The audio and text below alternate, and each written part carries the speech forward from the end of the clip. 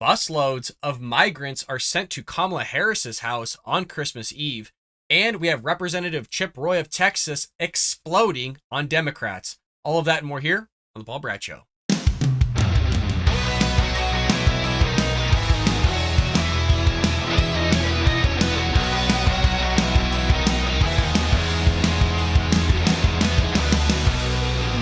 Welcome to The Bald Brad Show.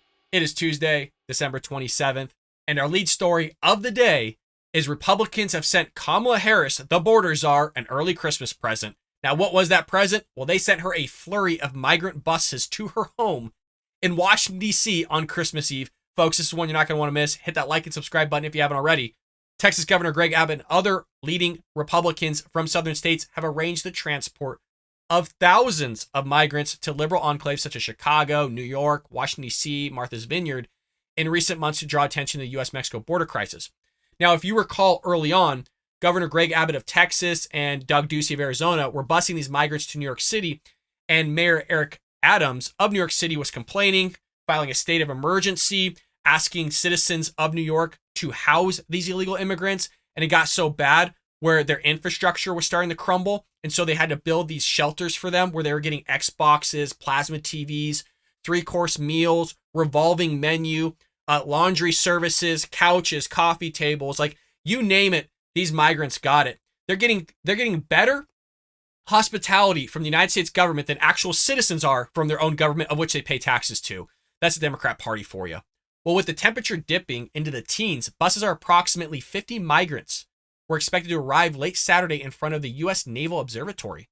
A reporter with 7 News, a local ABC affiliate, caught what he said was the third and final bus of the night, noting it came from Texas. So Doug Ducey's just continually shipping these people out. And look, they get to choose where they want to go. It's not like they're just forced to go, which is a Democrat progressive left narrative right now from the White House specifically saying, oh, well, they're forcing them, they're fooling them, they're tricking them. No. This is in their language. They get to choose where they want to go. They get to pick it, and then they go there free ride with air quotations.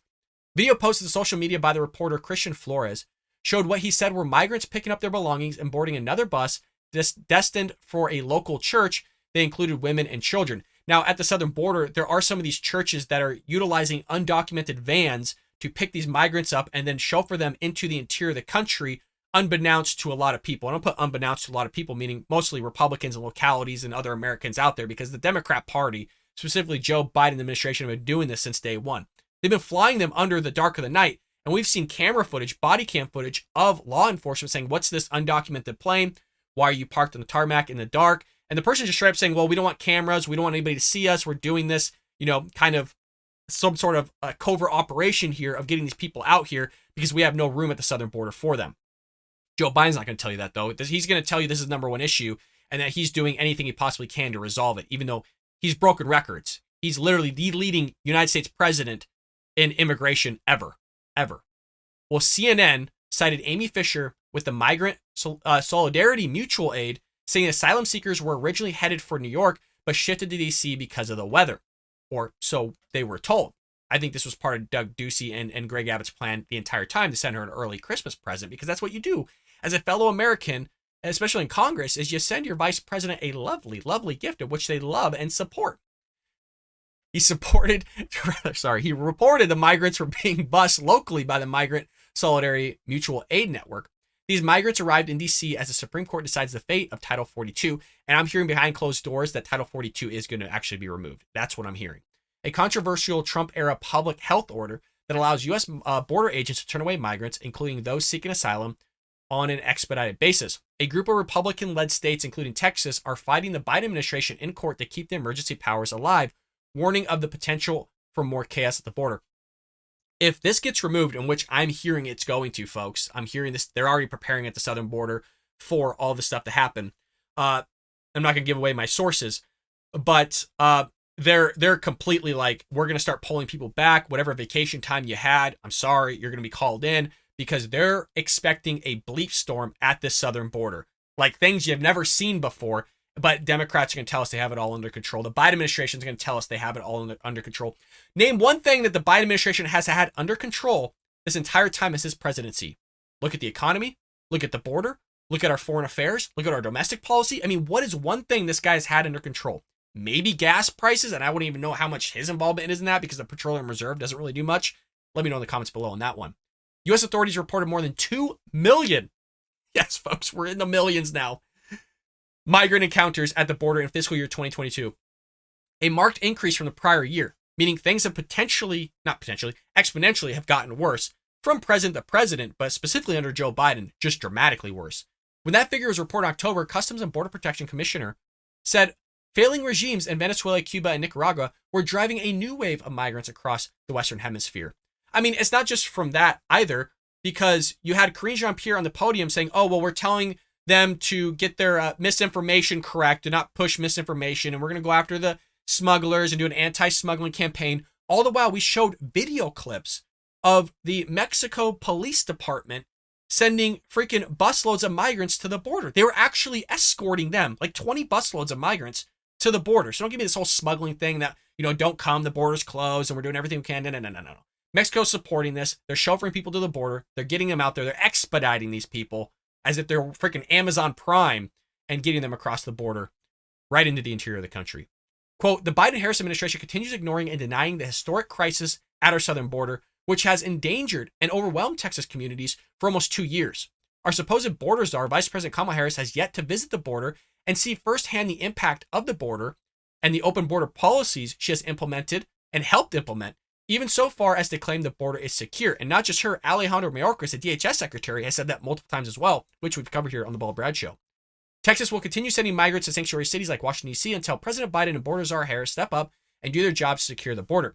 Oh, well, I was told by Karine Jean-Pierre, the mouthpiece of the president of the Biden administration, they were securing the border. I've been told the border is secure, which is weird because they're asking for like $3 billion in funding to secure the border and help fix whatever's going on down there, which we pointed out here. Whatever funding is that they're trying to get does nothing at stopping this flow of migrants in the border. What it does is they're literally asking for a transportation aid in terms of monetary value and money so that they can fly migrants from one station to another station, because if one station gets to capacity, they need to move them, whether that's from ground or air, to another facility that's in the interior of the country, folks. It's not like they're sending them back home. That's not what the transportation is all about. They're going to just be sending them from one area to the other in the United States. Nothing that they're proposing, I'm telling you right now, we've covered it here, from the mouthpiece of the White House, not a damn thing they're asking for in terms of money is going to solve the situation that's at the southern border. Then they go, oh, it's Title 8 this, Title 8 that. No, folks. You're going to see a bleep storm real quick. This stuff is nuts. But Kamala Harris, hey, she's been to the border. She told us where there's nothing going on there whatsoever. And you got to love the fact that they're asking more money. But you know who's also asking money? Is the localities in the states like Arizona and Texas asking the federal government, meaning the executive branch, for compensation of the result of what they've been getting at the border. You have these localities that are spending upwards of $7+ million out of their own budget, by the way, meaning the local taxpayer dollars, not the federal government dollars, the local taxpayer dollars on this whole thing. And they're going, look, we're running out of money. We have no money. And you need to reimburse us for what we've spent because you're the one that caused this in the first place, completely being ignored by the Biden administration. And we've seen that going back all the way to the COVID days, which we've covered here, where the Biden administration was literally sending them busloads of migrants into these localities and expecting the locality to pay for all their COVID testing. And so literally they had to file a state of emergency in some of these areas, or a local emergency, because they didn't have the funding to pay for all these migrants. They were shelling out like $200,000 a busload or something like that for all these COVID tests. It's wild. So this is what's going on at the southern border. I told you I'd always keep you up to date because it's my number one issue outside of what's going on with Congress spending all of our money, which we'll get to in one moment. But let me know what you think about this one in the comments below. Now, moving into our next story of the day, folks, this one is just a doozy. And speaking of me going into my second issue that I find important here, is Congress is just spending our money like it's hotcakes, like it's water. And thank God you have some people in Congress with some sort of sane mind here to speak up and rip Democrats for what they did. You guys, this is so irresponsible of this omnibus bill, this like $1.7 trillion package, where literally they're building trails, hiking trails that cost $3.2 million in the name of Michelle Obama. They're literally spending our taxpayer dollars on building parks for Ukraine. They're sending millions of dollars to these transgender LGBTQ plus activist groups like left and right. They're literally just stealing our money and just throwing it away and saying it's for a good cause. And it's not just Democrats here. Republicans are doing this too. 18 Republicans voted for this damn thing. But I'm going to let Chip Roy rip into them because he's going to basically do it for me. If you haven't already, hit that like and subscribe button. Without further ado, let's go ahead and roll it. For more on this, I yield 5 minutes to my good friend from the great state of Texas, Chip Roy.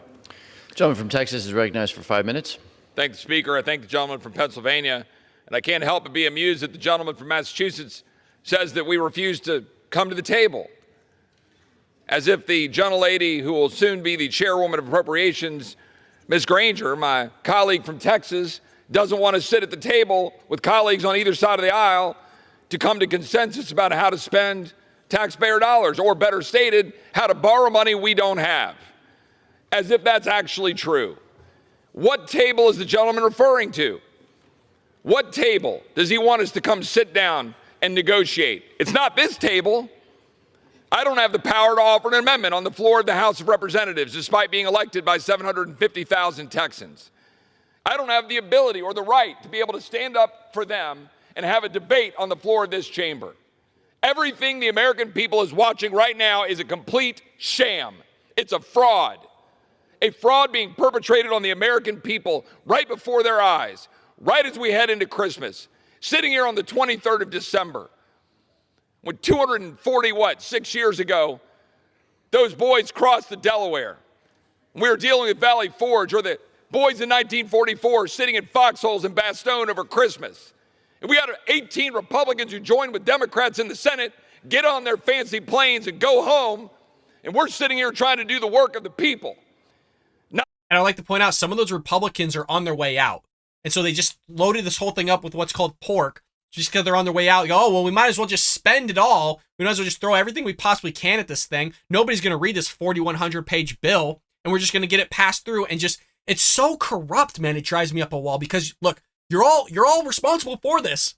Okay, don't think that this, the government's going to come after you for this money. They're going to come after somebody for it. Who else are they going to go after? It's all of us that are allowing and voting these people in to just spend our money. You guys owe almost $300,000 to the government. Do you have $300,000 sitting around? Because I don't.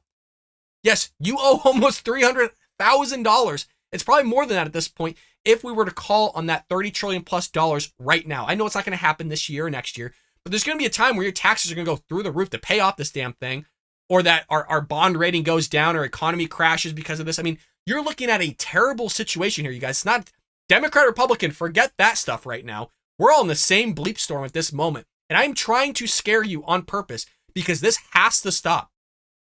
You live your life the way Congress does. How do you think that's going to end for you? Do you think you're going to have to go bankrupt? Do you think you're not going to be able to pay your bills? Do you think your credit score is going to go to crap? You think people are going to want to allow you to borrow from them? I don't think so. It's going to happen at some point, folks. And boy, oh boy, you got to pray to God that you're ready for it because it is going to happen. It's not a matter if bleep is going to hit the fan. It's only a matter of when it's going to happen. It's terrible. It's so terrible that many Americans are just completely turning a blind eye to this thing, including our freaking representatives. They need to be ousted. Republicans, Democrats, they need to be gone. This is bullcrap. I'm trying so hard not to cuss. This is my number one issue outside of immigration. This is so scary. You don't have to be a Democrat or Republican to see this is some terrible things that they are doing. It drives me up a wall because it is so irresponsible. And these are supposed to be the adults. These are supposed to be the people in the room that are supposed to be taking care of us and helping us. This is why you don't rely on government. Government is so filthy. It's so sick. So freaking swampish and just corrupt. It's beyond repair at this point, I think. Because look at what they're doing. Not spend money we don't have, not drive up more inflation, not have 7,500 earmarks for $16 billion for pet leftist projects across this country. What you see here on the floor of the House of Representatives should make everybody ashamed. The People's House. Not one amendment has been offered on the floor of this body since May of 2016 in open debate. The gentleman from Massachusetts dares to impugn the character of the Appropriations Chairwoman Kay Granger and those Republicans he says won't sit at the table, when in fact what you see here is a 4,100-page bill cooked up by a handful of people behind closed doors, brought before the Rules Committee with no ability to offer an amendment, no ability to debate, no actual discussion on the People's House floor. And my colleagues on the other side of the aisle know it. and we're spending money we don't have. Go home and sell your projects. Go home and talk about all the pork you're bringing home. But you're destroying the United States of America. Absolutely destroying this body. The American people did not send us here to do that. My colleagues on the other side of the aisle know that. My colleagues on the other side of the aisle know full well that this body is broken, but do not care. $45 billion to Ukraine. Have we had a full debate on Ukraine? Or did we take $45 billion of funding for Ukraine, package it on a $1.7 trillion bill, invite the president of Ukraine to address this body for theatrics heading out for Christmas in order to jam through a big spending Democrat priority bill that the American people resoundingly rejected in November? For 70 years, this body, when we've had a transfer of power in the Senate, we have not done this in a lame duck. Yet that's what my Democrat colleagues are doing. There are consequences to this. You can't go out and talk about inflation and talk about what the American people are feeling right now when they're trying to fill up their tanks with gas. They're trying to have presents for their families. They're trying to pay their bills. And then come here and dump hundreds of billions of dollars into the economy while the Fed's raising interest rates and people can't afford to buy homes and they can't live, and say you're doing the people's work. My colleagues on the other side of the aisle, night before last, were apoplectic that Mike Lee was daring to challenge the idea that we should have a bill that literally prohibits Border Patrol from securing the border. He wanted to try to fix that, try to extend Title 42. My Democrat colleagues rejected it, and I sat here on the floor, and they were more concerned about catching their flights for Christmas, coming to me and saying, we can't be here over Christmas. Well, why the hell not? The American people deserve us to be here over Christmas, actually fighting for them, instead of trying to catch planes while half this body are going to vote by proxy. Half this body's not even going to be here, and they're lying. They're lying on forms saying that they're voting by proxy for COVID, and it's a lie. And half this body's going to do it, you know it, and it's destroying this country. Where's the lie? Where's the lie on anything that great man just said? I'm not saying everything Chip Roy does is good, but where is the lie in any of that? But this is what's going on with Congress, specifically Democrats. It's not a surprise from Democrats to be spending money. They've always been big government. They've always just been spending up the wazoo. Originally, it was not a Republican thing or conservative thing either. But Republicans are just spending as well. That's why I'm pissed. Those 18 people need to be out. I mean, some of the 18 are already going to be out anyways, which is why they just loaded this thing up.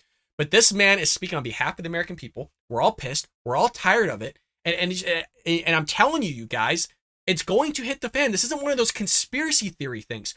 We're going to have to pay this money back. And for the love of God, I don't know what needs to get through people's thick skulls to understand that we're going to have a massive situation on our hands here, whenever it may be. It might not happen in your lifetime, might not happen in my lifetime, but some Americans' lifetime it is. And this is what we're leaving for them. I know it's that cliche political statement. Oh, well, what's the life you want to give to your children? You know, is this what you want to give them? Clearly they do. 1.7 here, $1 trillion under Trump. Trump was spending up wazoo as well. I've always said it's one of my biggest issues with Trump. Outside of him always rambling, which I'm a Trump supporter. I'd vote for him a third time. But his spending was out of control and it pissed me off. I'm tired of it. I am really, really tired of it. And I hope all of you are as well. Let me know in the comments. Are you tired of this spending? Do you realize that we're going to have to pay this back? It's not just going to evaporate out of thin air. It's not like you just file bankruptcy as a country. You're like, well, our debts are gone. No, it doesn't work that way. Something's going to happen here, folks. Let me know what you think about all this in the comments below. We got a lot of big news coming up for the new year here. Hit the like and subscribe button if you haven't already, and I'll see you tomorrow here on The Bald Brad Show.